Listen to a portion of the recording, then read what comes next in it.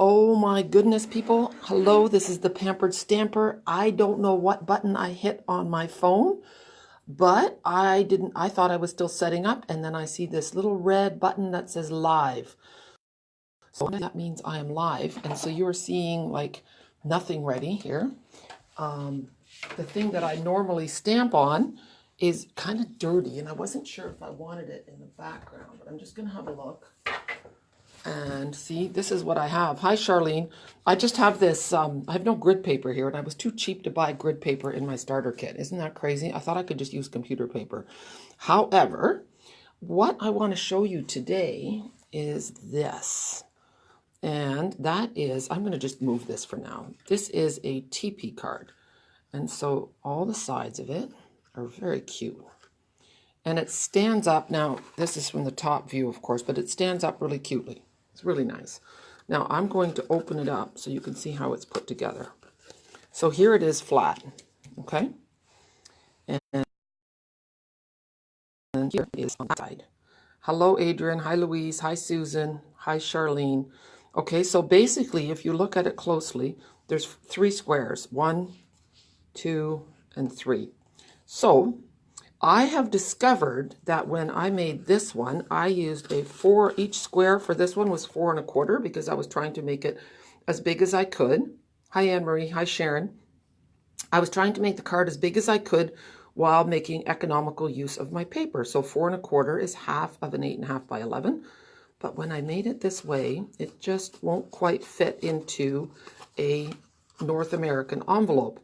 It does, however, hi Patty, it does, however, fit into a European envelope. The European envelopes are a little longer than ours, but that doesn't help you back in Canada, and I thought maybe I'll get into trouble if I order European envelopes here and then bring them back in my suitcase to Canada. Somehow I think that's a violation, and I don't like to get an email from compliance. So what I've done instead is we're going to make one from scratch all the way with 4 by 4. So I still have the old paper trimmer here. I have a new one back at home, and I do love my new one.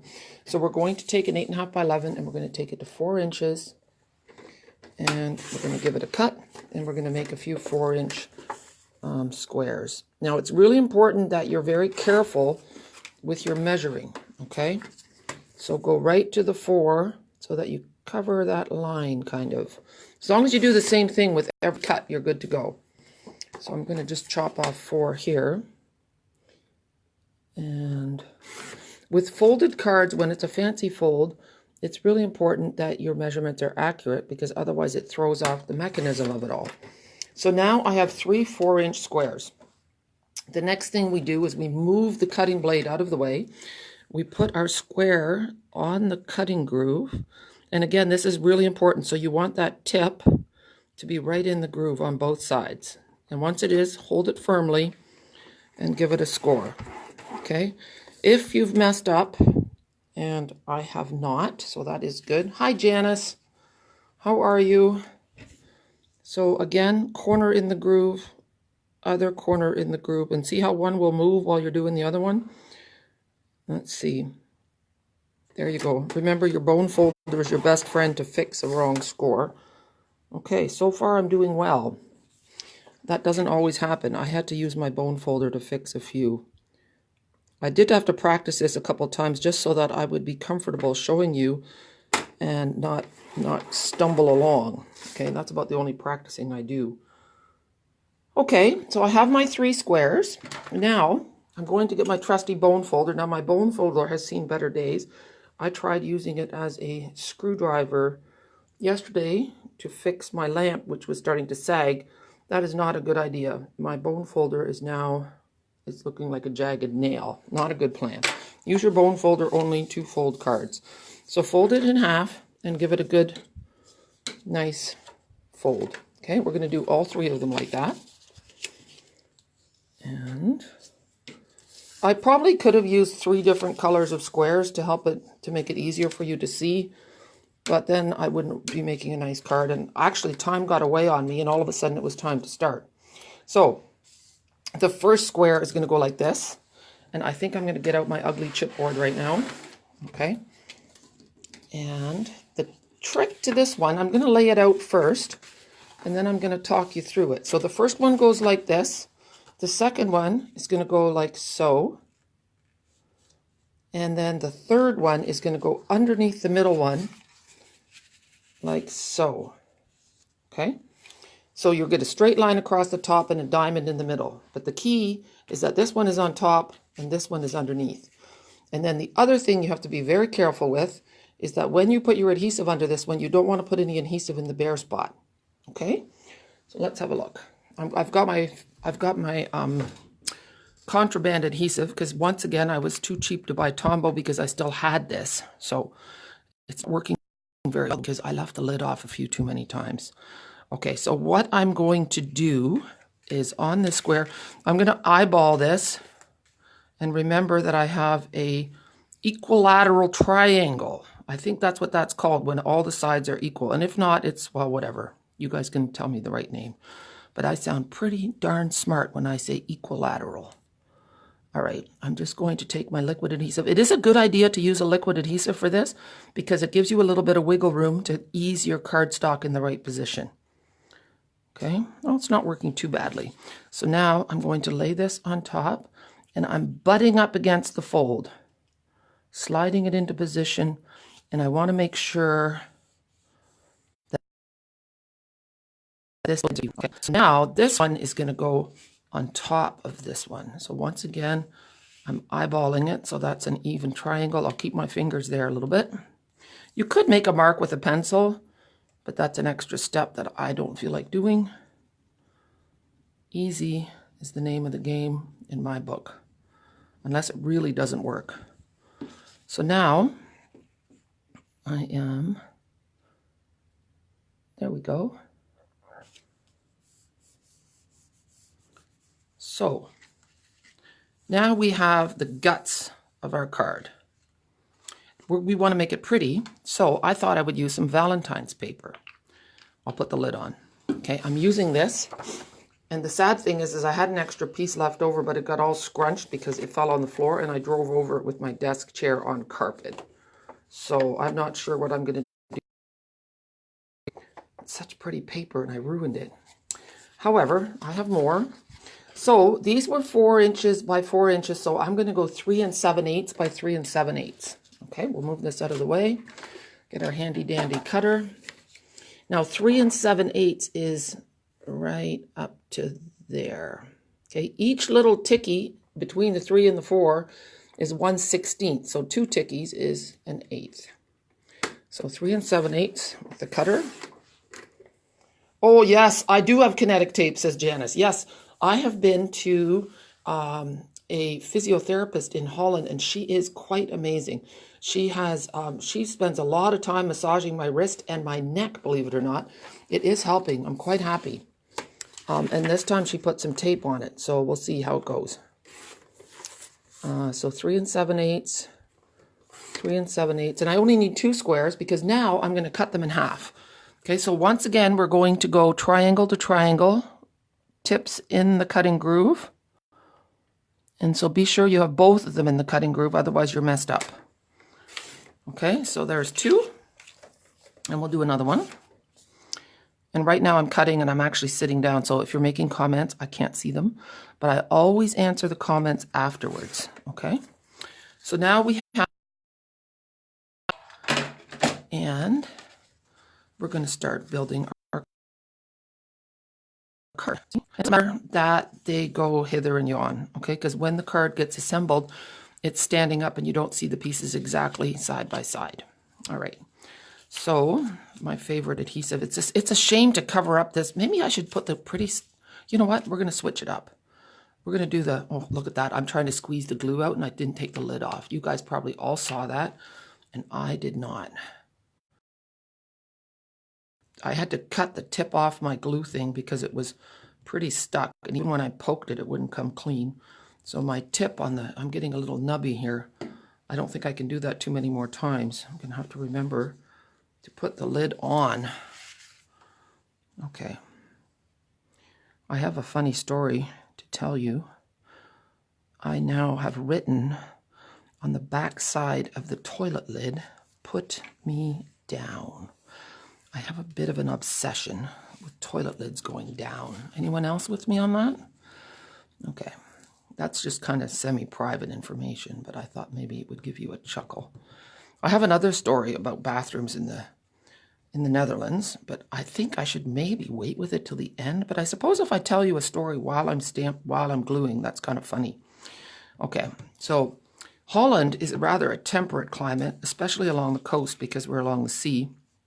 So like today it's like 8, and yesterday it was 9 Celsius. It sounds like it's fairly warm, but because we're by the sea and the sun doesn't shine too often, it's actually pretty nippy with the wind coming off the ocean, off the North Sea. Now, the reason I'm telling you this is that the bathrooms in the Netherlands are often located on an outside wall.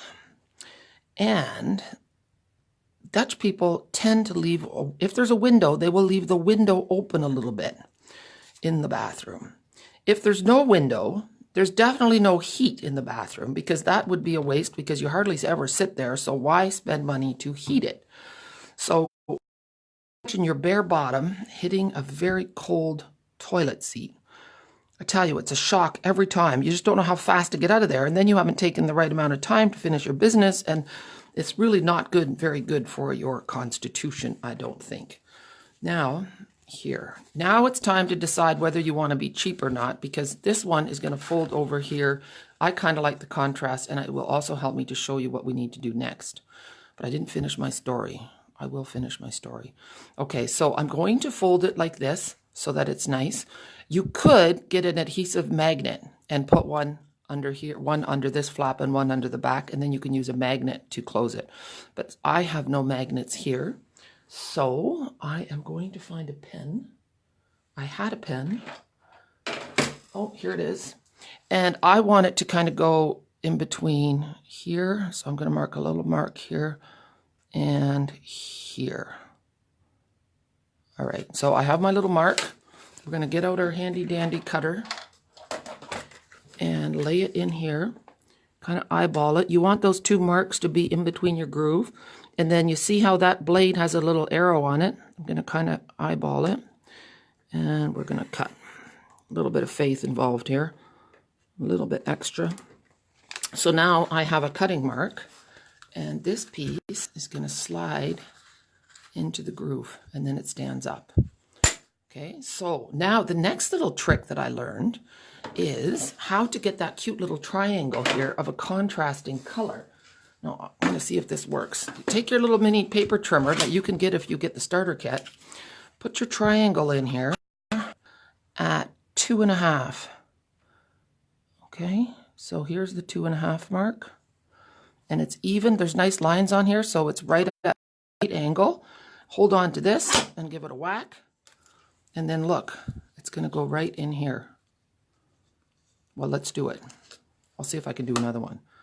I'm not sure if this will work, but I'm going to try. So I'm imagining I've got this square line here at the bottom, and I'm imagining that it's going to go right up to the 2.5. Oh, it's really important to get your lines properly. There we go. I've got 2 now. Let's have a look. Okay, while I do my gluing, I can finish this toilet story. All right, so not only do they not heat their bathrooms, or they leave a window open so you're freezing your tushy off, the next thing is that they don't have hot water in their bathroom. So then you've done your business, you're freezing cold, and all you want to do is wash your hands with some nice hot water. Well, guess what? There might even be a hot tap, but it doesn't work. Only the cold works because once again, the Dutchies are being frugal and it costs more money to run the hot water. Plus the hot water will take a lot longer to heat up if it's going to a remote location. So yeah, I asked them about that, and that was about the only explanation I got, was that it was a matter of economics. So I would love to hear feedback from any Dutch demos that are watching to instruct me in this cultural difference. When I went to Holland the first time when I was 14 to visit my family, sometimes I was stuck in the bathroom for quite a while. Do you know why? There must be about 20 different ways to flush a Dutch toilet. The handle could be up high, it could be down low, it could be something you have to push, it could be something you have to pull, it could be a chain hanging from the ceiling. I've gotten used to that, and I think that they have standardized their toilets a little bit more. See, so look how cute that is. You've got a little contrasting thing at the front. And then what I didn't take my punches with because they were too heavy, but you can get these doilies in a pack, and they come either in this Rococo Rose or in red. And I could do this, or I had stamped a few too. From my heart to yours. I think that's all I have. I don't have any more saying stamped. So that's as good as it's going to get. All right. That looks pretty cute. All right, let's put that together. Oops. Yesterday I went for a bike ride. I have a bike to borrow now. Gerard has an extra bike that she never uses because she now has a bike that can be converted to you don't have to pedal, they're electric. But with all the food that I'm eating here, it's making me a little bit nervous. I need a bike where I have to pedal my little tushy off. Of course, that's not happening. But, I mean, the biking is happening, but the tushy isn't coming off. But, anyway, it was really fun to go for a nice long bike ride yesterday. I even went downtown and had to go through a traffic roundabout, which they call rotundas. And there's different laws for rotundas. For bikes. If you're just out of town, then bikers do not have right of way, but in town you do, so you really have to pay attention. Okay, see? How cute is that?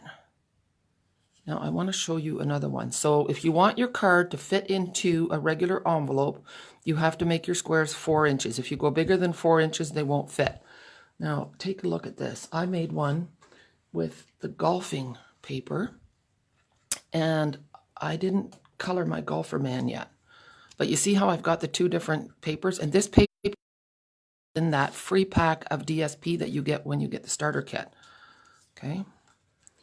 And then I'm going to put this little guy on here. And how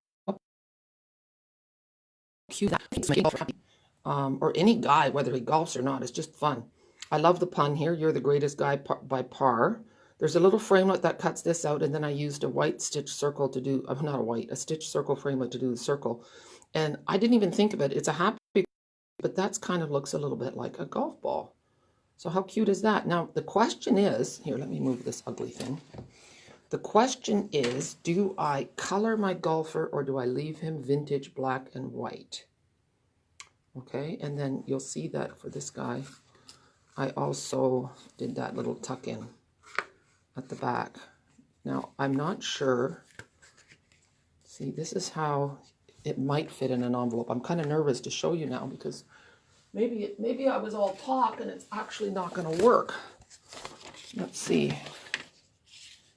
Oh yeah, it does fit perfectly. Yay. All right, see, it fits in an envelope. This one is from Debbie. Debbie sent this, went on the blog yesterday. So the Happy Mail is really really coming in beautifully. So this is a very fun card. I hope to do a little blog post on that maybe. See, I could blog some of my own stuff too. I've been so busy blogging everyone else's.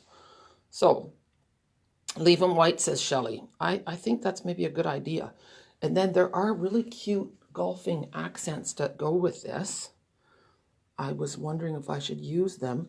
There's also really cute twine, see? In red and blue and green. This reminds me so much of Ralph Lauren, Polo Ralph Lauren. Here is the stamp set. And the dies are in here. I haven't put it all together yet. So you've got the die for the tee and the golf ball, little golf balls, a bunch of framelits. This is for the medallion. Then we've got the golfer. Lots of fun things. This is a great set.